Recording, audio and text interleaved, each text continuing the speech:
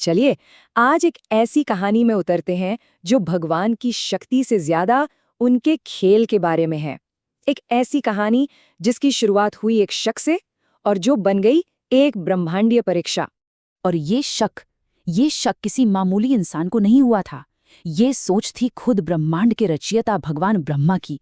उन्होंने वृंदावन के जंगलों में एक छोटे से बच्चे कृष्ण को अपने दोस्तों के साथ खेलते हुए देखा और उनका दिमाग चकरा गया। अब बात यहाँ दिलचस्प हो जाती है, क्योंकि कुछ ही समय पहले सबने कृष्ण को एक भयानक राक्षस अघासुर को हराते हुए देखा था। ऋषि नारद के लिए तो ये पक्का सबूत था कि कृष्ण भगवान है, लेकिन ब्रह्मा उन्हें कुछ बिल्कुल अलग ही दिखाई दिया।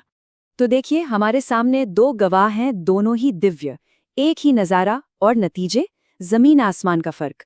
और यहीं से उस परीक्षा की नींव रखी गई जो ब्रह्मांड की समझ को हिलाने वाली थी। तो चलिए थोड़ा ब्रह्मा के नजरिए से देखते हैं। आखिर वो कौन सी बातें थीं जो उन्हें इतनी खटक रही थीं? क्या सबूत थे उनके पास कि ये कोई भगवान नहीं, बस एक आम बच्चा है? पहला सबूत, एक छोटा सा झूठ। जब माँ यशोदा उस लड़ाई के बाद भागी भागी आती हैं, तो कृष्ण उन्हें डराना नहीं चाहते। तो वो क्या करते हैं? वो एक कहानी बना देते हैं। कहते हैं कि वो तो अपने भाई के जन्मदिन के तोहफे ढूंढ रहे थे। भला कोई भगवान ऐसे झूठ बोलेगा? और बात यहीं खत्म नहीं होती। अपने दोस्तों को बचाने के बाद वो बड़ी बड़ी बातें करने लगे। कहने लगे कि उन्होंने कोई चमत्कारी दवा इस्तेमाल की है। ये तो किसी सर्वशक्तिमान भगवान का तरीका नहीं लगता, है ना? ये तो एक बच्चे का बड़बोलापन लगता है।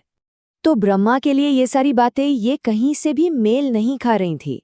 धूल में लौटना, दोस्तों के हाथ से खाना, एकदम बेफिक्र, ये सब किसी भगवान के लक्षण तो नहीं हो सकते। ये तो एक आम ग्वाले के बच्चे के काम है। और जब ब्रह्मांड का रचयिता खुद किसी बात पर अड़ जाए, तो वो सिर्फ देखता नहीं है। ब्रह्मा ने फैसला किया कि वो इस तथाकथित अवतार की परीक्षा लेंगे, एक ऐसी परीक्षा जो सब कुछ साफ कर देगी। ब्रह्मा का प्लान देखा जाए तो बहुत सीधा था। एक ऐसी मुश्किल खड़ी करो जिसे कोई आम बच्चा सुलझा ही न पाए, और फिर देखो कि कृष्ण कैसे नाकाम होते हैं। बस या तो दिव्यता साबित होगी या हमेशा के लिए ये किस्सा खत्म। और फिर पलक झपकते ही खेल शुरू हो गया। सारे बछड़े गायब, जैसे कभी थे ही नहीं। और कृष्ण के चेहरे पर जो परेशानी दिखी, उसे देखकर ब्रह्मा को लगा, हाँ, मैं सही था। लेकिन ब्रह्मा इतने पर ही नहीं रुके। नहीं, जब कृष्ण बेचारे उन बछड़ों को ढूंढने निकले, तो ब्रह्मा ने अपनी परीक्षा को एक और लेवल ऊपर पहुंचा दिया।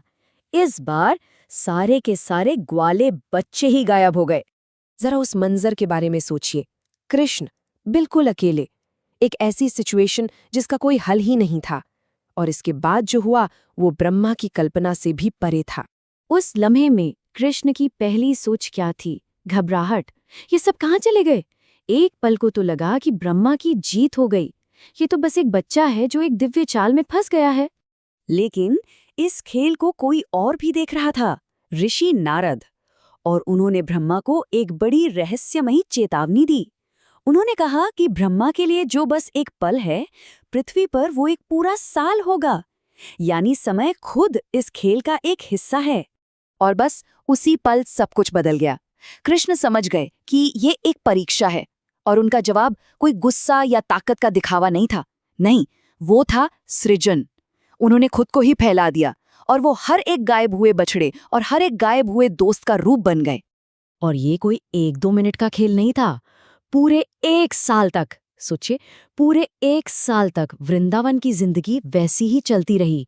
किसी को जरा सी भी भनक नहीं लगी कि उनके बच्चे, उनके जानवर सब असल में कृष्ण ही हैं।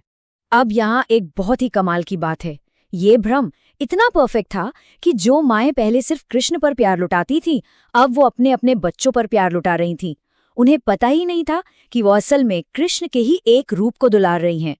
तो अब हम कहानी के बिल्कुल केंद्र में आ गए हैं। कृष्ण का ये जवाब, ये गुस्सा या बदला नहीं था, ये कुछ और था।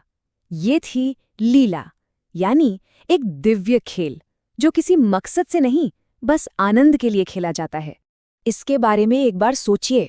उन्होंने सिर्फ प्रॉब्लम सॉल्व नहीं की, उन्होंने पूरे 1 साल तक एक पूरे गांव की सच्चाई को हूबहू बनाए रखा। क्यों? सिर्फ खेल को चलने देने के लिए। ये शक्ति प्रदर्शन नहीं था, ये खेल का आनंद था। और यहीं पर यह कहानी हमें एक बहुत गहरे सवाल पर लाकर छोड़ देती है। क्या हो अगर भगवान की असली शक्ति कंट्रोल करने में नहीं बल्कि खेलने में हो? क्या हो अगर दिव्यता का मतलब इस दुनिया के विशाल, सुंदर और कभी-कभी उलझे हुए खेल को बनाना, उससे चलाना और बस उसका आनंद लेना हो?